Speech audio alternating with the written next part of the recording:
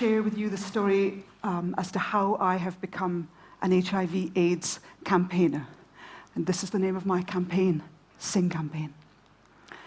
In November of 2003, I was invited to take part in the launch of Nelson Mandela's 46664 Foundation.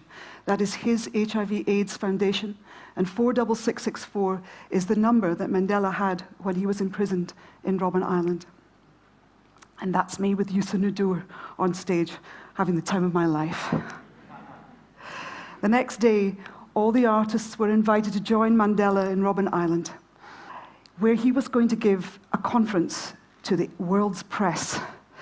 Standing in front of his former prison cell, you can see the bars of the window there. It was quite a momentous occasion for all of us. In that moment in time, Mandela told the world's press that there was a virtual genocide taking place in his country, that post-apartheid, Rainbow Nation, 1,000 people are dying on a daily basis, and that the frontline victims, the most vulnerable of all, were women and children. This was a huge impact on my mind because I am a woman and I am a mother, and I hadn't realized that the HIV/AIDS pandemic was directly affecting women in such a way.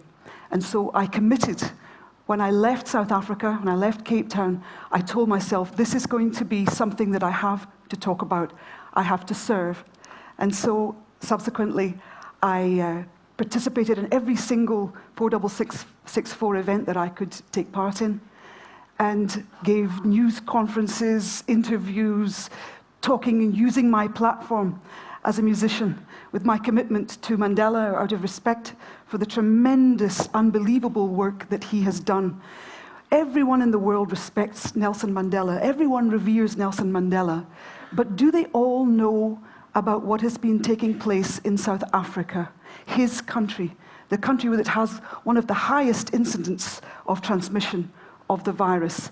I think that if I went out into the street now and I told people what was happening there, they would be shocked. I was very fortunate a couple of years later to have met Zaki Ahmed, the founder of Treatment Action Campaign, an incredible campaigner and activist. I met him at a 46664 event. He was wearing a t-shirt like the one I wear now. This is a tool. This tells you I am in solidarity with people who have HIV, people who are living with HIV. And in a way, because of the stigma, by wearing this t-shirt, I say, yes, we can talk about this issue. It doesn't have to be in the closet. I became a member of Treatment Action Campaign, and I'm very proud to be a member of that incredible organization. It's a grassroots campaign with 80% membership being women, most of whom are HIV positive. They work in the field. They have tremendous outreach to the people who are living directly with the effects of the virus. They have education programs. They bring out the issues of stigma. It's quite extraordinary what they do, and yes, my Sing campaign has supported Treatment Action Campaign in the way that I have tried to raise awareness and to try to also raise funds. A lot of the funding that I have managed to raise has gone directly to Treatment Action Campaign and the incredible work that they do and are still continuing to do in South Africa. So this is my Sing campaign. Sing campaign is basically just me and about 3 or 4 wonderful people who help to support me.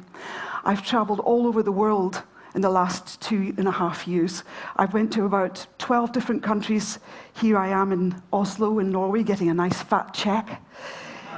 Singing in Hong Kong, trying to get people to raise money. In Johannesburg, I had the opportunity to play to a mainly white middle-class South African audience who ended up in tears because I used film clips that really touched the heart, the whole nature of this terrible tragedy that is taking place that people are tending to avoid because they are fatigued and they really don't quite know what the solutions are.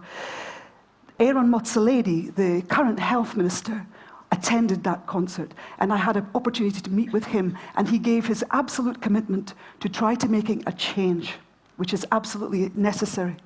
This is in the Scottish Parliament. I've subsequently become an envoy for Scotland at HIV, and I was showing them my experiences and trying to, again, raise awareness. And once again in Edinburgh with the wonderful African Children's Choir, who I simply adore. And it's children like this, many of whom have been orphaned because of their family being affected by the AIDS virus. I'm sitting here in New York with Michel Sidibe. He's the director of UN AIDS, and I'm very honored by the fact that Michel invited me only a few months ago to become a UN AIDS ambassador. And in this way, I've been strengthening my platform and broadening my outreach. The message that UN AIDS are currently sending out to the world is that we would like to see the virtual elimination of the transmission of the virus from mother to child by 2015. It's a very ambitious goal, but we believe it can be achieved with political will. This can happen. And here I am with a pregnant woman who is HIV positive. And we're smiling, both of us are smiling, because we're very confident, because we know that that young woman is receiving treatment.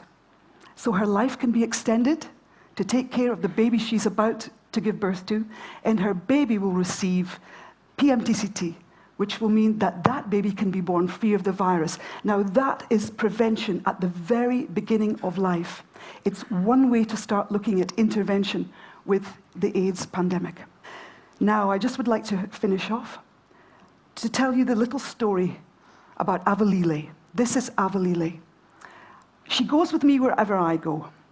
I tell her story to everyone because she represents one of millions of HIV/AIDS orphans. Avalile's mother had HIV virus. She died from AIDS-related illness. Avalile had the virus. She was born with the virus.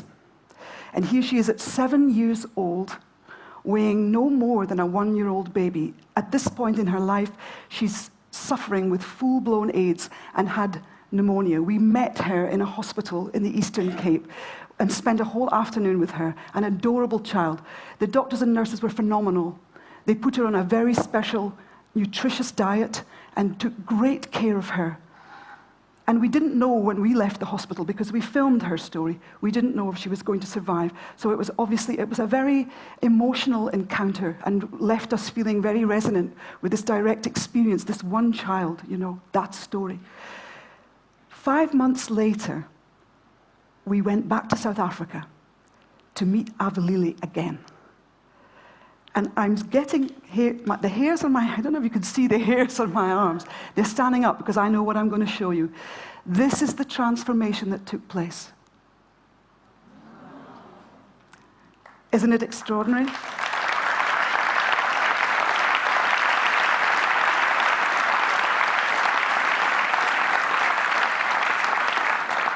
That round of applause is actually for the doctors and nurses of the hospital who took care of Avalile, and I take it that you appreciate that kind of transformation. So I would like to say to you, each one in the audience, if you feel that every mother and every child in the world has the right to have access to good nutrition and good medical care, and you believe that the Millennium Development Goals, specifically 5 and 6, should be absolutely committed to by all governments around the world, especially in sub-Saharan Africa, could you please stand up?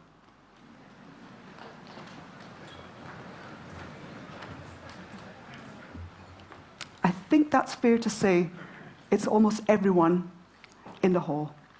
Thank you very much.